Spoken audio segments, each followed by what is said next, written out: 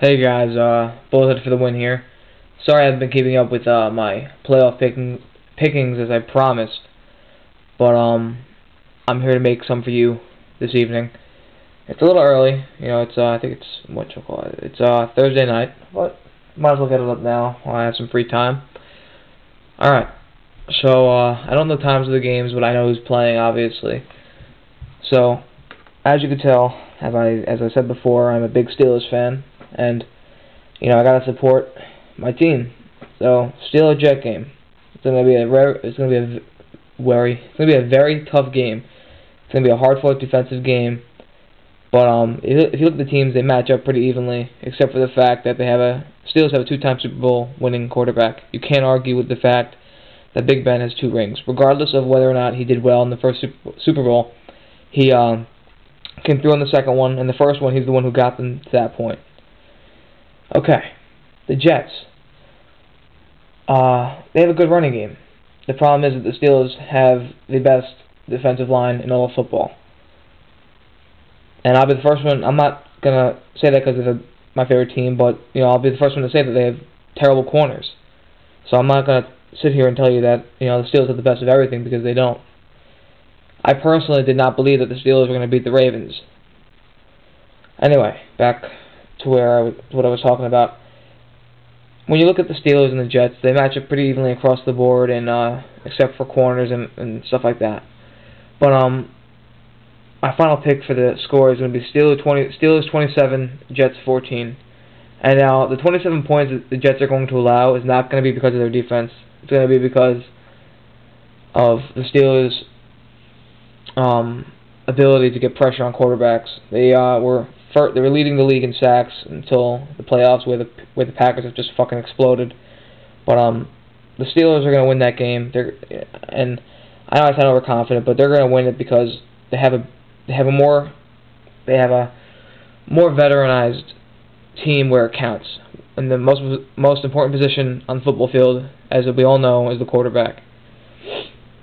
Okay, now the Jets are going to score 14 points. And it's going to be a touch. I know Santonio Holmes is going to have at least 1 touchdown reception, regardless of whether or not he's being double covered. The kid's a beast, and I am so disappointed the Steelers traded him away. And to this day, I am still angry about that. He was my favorite wide receiver next to Hines Ward, and it was frustrating to see that the Steelers gave up on him that quickly after what he did for them. And I'll be the first one to admit that was a stupid mistake. All right, next game we got Packers-Bears. Could you ask for anything better in the playoffs? I mean, these two franchises have the deepest history throughout football. I mean, the Packers are the ones that fucking started football. You can't get any deeper than the Packers and Bears. It's the way it should be every season. Packers-Bears for the NFC. These teams, to be honest, the only difference I see on their team, like I said before, is the quarterback. Aaron Rodgers is a fucking monster, and Jay Cutler is a pick machine. Now, with that being said, Jay Cutler has made a complete 180 these past few games with the way he's handling the football. He's dropping back into the pass and dropping back a few steps, and he's not looking at his first option and then throwing at that guy automatically. He's looking downfield, checking his wide receivers, and he's becoming a more mature quarterback. You can see that he is growing under Mike Martz, and he is going to be good in a few years, or even now. I mean, he has a chance to prove himself now. But I just don't see the Bears winning this game. Even though it isn't Soldier Field, I do not see the Bears winning this game. I'm not saying the Bears aren't a good team. I just think that the Packers are the better and hotter team as of right now. I mean, the Packers slaughtered the Falcons at the Georgia Dome. Who does that? No one slaughters the Falcons at their own place. 48 to whatever it was. 48 points. That's insane. That's insane. Aaron Rodgers, you're a beast, and you're going to have a big game against the Bears. I can feel it. The Packers are going to win. Let's do this. Packers are going to score at least 30 points, and Bears are going to score 15 if they're lucky. I'm sorry, not even 15. Let's go for 14. It's a more common number in football. Alright. In other news that I wanted to discuss. Alright, so as you guys know, I promised you guys different games, and you guys aren't getting them. Well, that's because, one, the Pokemon videos are easy to do, and the ones that I'm uploading right now are old ones, and I am working on Pokemon Soul. No, not, sorry. I'm working on Pokemon Platinum. The reason for that is that out of all the recent Pokemon games that I played on the DS, I think I enjoyed Platinum the most, and I'm gonna, go back and get ready for Black and White, which is coming out in a month or so. And I'll be doing a walkthrough on that too, so I want to try and get this, Platinum done before that game comes out. But the gameplay videos that I'm uploading right now were done over the summer, and I've been listening to them, and the commentary is god-awful. And I'm not saying I'm a good commentator now, but I want to try and grow as a commentator, and I want to try and expand my thoughts past the video, like past what the video is about, and talking about stuff that matters to you guys and matters to me. Because I feel that you guys are not listening to my voice to talk about something that you guys are watching. I mean, when I watch a video, I want to hear someone talk about what they did and what they've done and what they're doing now, and and just stuff in general. Okay, so back to Pokemon Black and White. When I first saw the first few Pokemon, I was like discouraged and I didn't know what to believe. And I don't know, I checked out Cerebi.net and I looked at all the new Pokemon, and I gotta say I'm pretty psyched about this game. This game looks pretty awesome. And it's just gonna be, in my opinion, I don't think it's gonna be the best Pokemon game ever. I'm not gonna christen it like people christen Black Ops or Gears of War 2. But I'm gonna give it I'll review it for you guys once I get it, but I have a good feeling about this game. I have a feeling that this game is going to do pretty well. I mean, it's already the best-selling game.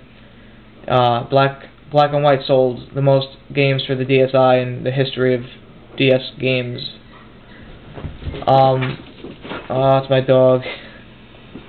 Okay, it's my dog. Let's wait. Alright, he's good. Okay. So besides that, you guys should go to Cerebi.net. It's the best Pokemon website, out there. And just look at your Pokemon. I already planned out some of my party, but I don't know. I want to, try and see what Pokemon I like before I choose them. Okay. In other news, I've been been watching and listening to a lot of people's videos about the Black Ops PSN servers are going to be shut down. Alright. Whoever's the fucking moron who started this needs to just go to sleep, get some rest, and just think of a better story to spread. This is such stupidity. Whoever started this, I can promise you, and you guys don't take, you guys are gonna laugh me off because I have no support from anyone while I'm saying this, because I'm not a well-known YouTube channel, and I know that. But that's why you make videos, to get known. But I believe that whoever started this needs to, go play some Black Ops and stop complaining about the servers, because if you don't like it, stop playing the game. I got pissed off at Black Ops and I stopped playing the game, and I haven't looked back since. But the servers are not going to be shut down. It would cost Treyarch and Activision millions of dollars if they did that through, DLCs and, games in the future. If you're going to discourage a person once, they're not really going to go back to your game the second time around for fear of the same thing happening. And it's just, overall, it's just a very idiotic way of someone to waste your time and to get people worried, because everyone knows that the PlayStation community is, not acknowledged, and it's like the adopted child of all video game systems. No one gives a flying fuck about PlayStation, and I'm sorry to hear that, because it's a great system, and I had one before and it broke, but whatever. Also, one of I'm not gonna say one of my favorite YouTube commentators, but he's good in my opinion. But my friend, his favorite YouTube commentator is XCAL, and I watch some of his videos, and he's a great I love his Nazi Zombie videos, and his Monday Night Combat videos are amazing. All this shit going around about XCAL being dead, I personally don't believe it.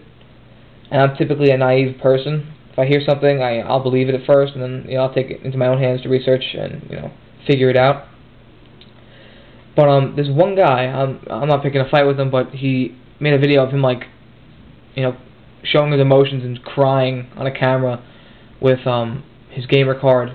His there was gamer card up in the background on the TV, and he's like, it's true, believe this, and XCAL's dead, and this, that. Do you know how hard it would be? It's not hard at all for me to find XCAL's gamer card on Xbox. All I gotta do is go on the Monday Night Combat leaderboard, and he'll be like number 7. The guy is not on his friends list, I can guarantee you that. The guy is just looking to make his YouTube channel known. And to be honest, everyone wants their YouTube channel to be known, but he's doing it in a slimy way, and don't believe a word he says, because there's plenty of commentators that, stop for a while, and right away they're dead. Oh my god, they're dead. No, it's not they're dead. It's not because they're dead, it's because they have a life, they have other things, and, YouTube isn't their #1 priority. And maybe you guys don't like to hear that, but it's true. How would you feel if you were expected to upload videos 24/7? You guys wouldn't. Like, if I was demanding you to upload videos. Videos should be uploaded as a joy from the uploader, as well as bringing joy to the people that are watching it. If someone's miserable and they're uploading videos, you're not going to enjoy them. So maybe he's taking a much-needed break because the guy is a hard worker and he uploads so many videos. So respect the guy for what he is. He's a great YouTube commentator. And stop saying that he's dead, because he's a mature person. He's not going to respond to bullshit responses like that. And Gabe, I know you're listening to this, so, this kid's giving me, I wouldn't call it support, but he's a great friend of mine, and I appreciate all that he's done for me. And it's getting a little emotional. But, yeah, I mean, he gave me the, not the idea, but, me and him were talking about XCAL, and I just think that for the limited amount of subscribers that I have, you guys should go check out his channel. And I know who to tell the name of the channel and who not to, so don't get worried about that either. But, anyway, it's Bullhead for the win. I'm still alive. And you guys have a nice NFL weekend. Peace out.